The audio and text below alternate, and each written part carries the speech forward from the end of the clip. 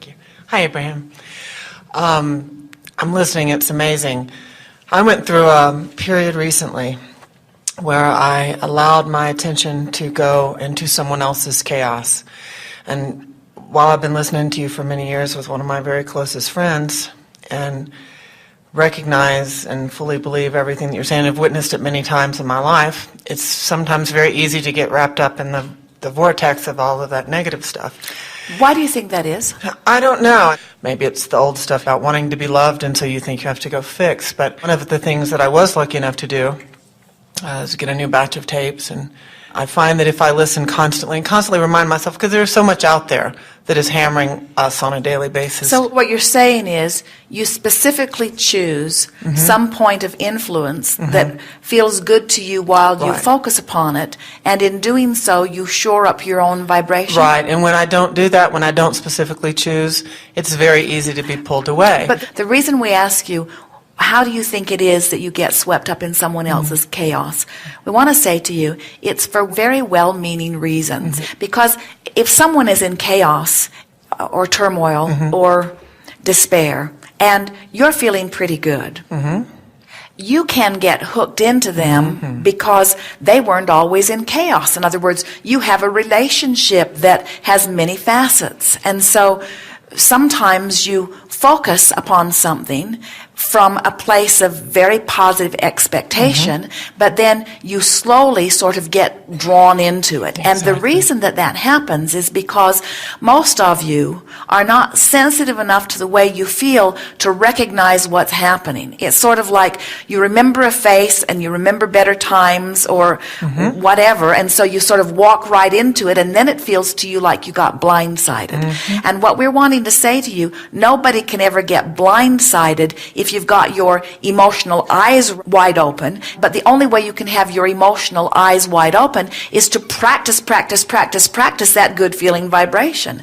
And sometimes people say, well, Abraham, I'm afraid if I let down a little that then I'll get sucked back into the vortex from which I've come, or whatever drum is being beat the loudest, won't I get drawn back into that? And we say, no, you cannot really be drawn into anything that is not a fairly significant vibrational match to where you are. So we would say, as you commented, that our friend said as we began here today, there must have been something in my vibration, and maybe I should thank my nephews for pointing out to me something that was vibrationally within me that I was not consciously aware of. And that's what we would like all of you to realize as you get drawn into something, is that you're not drawn in without vibrational compliance, but you could be drawn in without awareness of your vibrational compliance. Exactly. And the good news for me, at least having listened to you now for 8 or 9 years, is that it wasn't as long of a draw-in.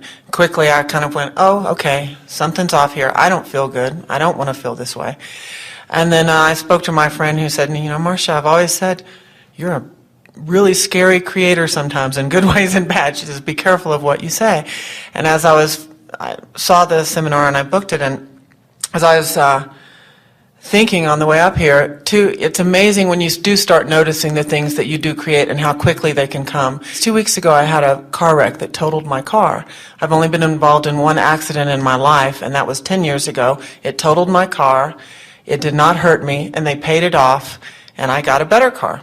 And so I knew I could be in a car wreck that would total my car, and I would not be hurt. 3 weeks ago, I said out loud to my friend as I was writing my car payment bill, God, I wish I could get in another wreck that would just total this car without hurting me, because the gas prices are so high, and I'd really like to get out of this high car payment and get a car with better gas. But I don't want to hurt anybody, and I don't want to be hurt. A week later, a dog ran out in front of us. The car flips. My son and I just had minor bruises. The car is totaled. I have a new car that's less car payment and better gas mileage. I went, oh my God, I did that. You know, or my friend she said, oh gosh, please be careful what you're saying. She goes, you're really good at this and you don't even know it. Well, you don't have to be careful about what you're saying, because the universe is not necessarily responding to your words. The universe is responding to the way you feel. And I felt no resistance to the fact that that could happen, which is the lesson in this for me, because last night coming up here, I went to the plane ticket counter. And as I was telling a lady back here, she said, what seat would you like? And I said, I would like, because I've listened to many tapes about finding that guy, I said, I'd like the one next to the 6 foot and over, tall, handsome, single man who supports himself, who really has little emotional baggage, and is willing to be and ready to be in a relationship right now. And she goes, oh, I'll put that in the computer. Immediately, my head went, and it ain't gonna happen. And I went, okay. I'm sitting in the reading my magazine. I look up, and not to offend anyone, but a man who probably weighed 400 pounds walked down the aisle and looks down and goes, oh, you got stuck with the big guy. And I went, thanks, universe. I get it. I had total resistance to that. And I just laughed. And I said, wow. So what you're saying is, you don't have to be careful about what you say, because the universe does not bring to you what you say. It's what you feel. Because you gave a very clear description to someone. True. So the universe is not bringing to you what you say. It's what you feel. It's exactly what you said, what you feel. And what you really believe can be allowed. One of my biggest points of resistance with my friend when we would discuss this is how do you go from deep loss, deep agony, deep sadness to, oh, I'm just going to pivot, everything's going to be okay, because inside I feel I'm lying. And now you hear that you don't go there directly. That you don't have to go there. That makes sense to me, and I can feel, okay. And I've never heard anger explained as a positive emotion until today. Well, and when I watched him transform from that point and then immediately say forgiveness for his dad, that was like, whoa. Well, as we said earlier, if you were in a place of frustration, we would never counsel you into anger. In other words, it depends on where it is in relationship to where you are. Is it the path along the way? And the key to all of it is reclaiming your power. It's reclaiming your awareness that you do have some conscious control. But you said some things that we want to touch on here just a little bit. Be nice to me. It's been a long couple of weeks. I want to show you what it is in your habit of vibration that makes things so for you. Mm-hmm. Let's go back to the subject of the automobile and how you had an experience where you totaled a car, you weren't hurt. It was a viable path for you to get to where you wanted to go. Now, almost everyone is standing wherever they are, and they have some idea of a variety of things that they want. And the discomfort that we feel from most of our physical friends is they know essentially what they want and maybe even why they want it. But when they start thinking about how they'll get it and when it will come and where it will be and who will help, all of those unknowns just drive them crazy and even more importantly, bog them down. Mm-hmm. But you, and a lot of others, but we can feel it very powerfully within you, you are a very deliberate person and you are a very determined person and we are joyous to say, don't like to settle for less than what you want, and one way or another, you have this feeling that you're going to make it happen. In other words, if someone were to say to you, are you a deliberate creator, you'd say, you're damn right I am. In other words, I am a deliberate creator. I'm not going to be a not deliberate creator. I'm not going to let other things. I'm determined that I'm going to be a deliberate creator. But in that attitude of I am going to be a deliberate creator, you take on far too much for yourself because you leave out all of the other factors of the universe. You don't even really factor in law of attraction very much. What you say and what you feel is I'm making it happen. So then what happens when you know that you want a new car, you want easier gas mileage, and you want easier car payments? In other words, even those things, you could say, I want a joyous experience in a car, and you could leave out how much it costs and how much gas it uses, and leave all of that to the universe, but you're used to being involved, and that's fine, because hands-on deliberate creation really is a lot of fun, and you've discovered that in lots of different ways. But you never feel the urge to get under the hood with your engine and pull the belts and push the pistons. You let the engine do the engine stuff and you do the driver stuff. And so in the same way, we want you to try to ease up a little bit, because it's the one factor that we can really feel that is dominant, that is in your way, and that is you are determined that you're going to make it happen. And we can feel that the reason you are is because at a very early age, and there are a lot of others that feel the same way, you began to associate your worth and your value with your ability to make things happen.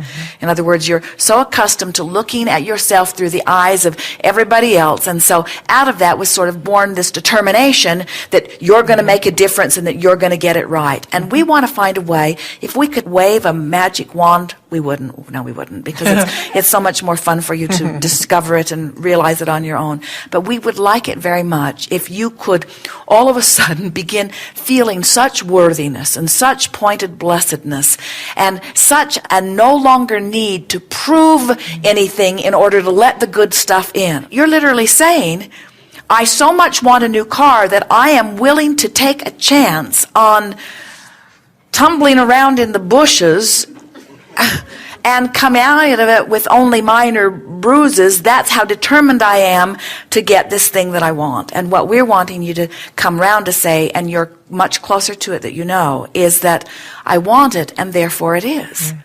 I don't have to justify it through any action or behavior. I don't have to line up the mechanism through which it will come. And that's where we come in. We want so much for you to feel the vastness of the organizational structure, the supporting structure, if you will, that is behind all of you. We want you to realize that if you have the ability to conceive of any idea of desire, that this universe has the ability and the willingness to yield it to you. And somewhere in there, you've just got to care less about proving something and relax more into the I deserve it just because. We want you to get so accustomed to the universe yielding to you in small, medium, and large ways that you never again have to manufacture some rationalization or justification or even figure out the path through which it will come. We want you to say, step 2, not my job. I want it, I get it. Step 2 is not my job. The universe will figure out how to give it to me. My job is just to love myself enough that I let it in. And we don't feel a tremendous amount of love for someone who deliberately organizes a traffic accident. Well, I didn't try to do that. I didn't think I was trying to do it. But I looked back and saw that. But, well, same difference. When you look back and see that, do you know what you're doing to your future?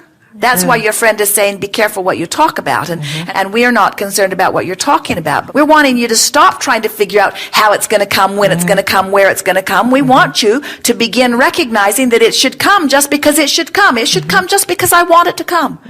For no other reason. I don't have to explain nothing to nobody. It should come because I've lived life. My life gave me the rocket of desire. It shot out of me. It ought to come just because it ought to come. And I don't have to explain. And we think that that is the one little missing piece for you that you are hearing fully from us here. Now you just got to practice it. Thank you. You're right. We always are. Imagine that.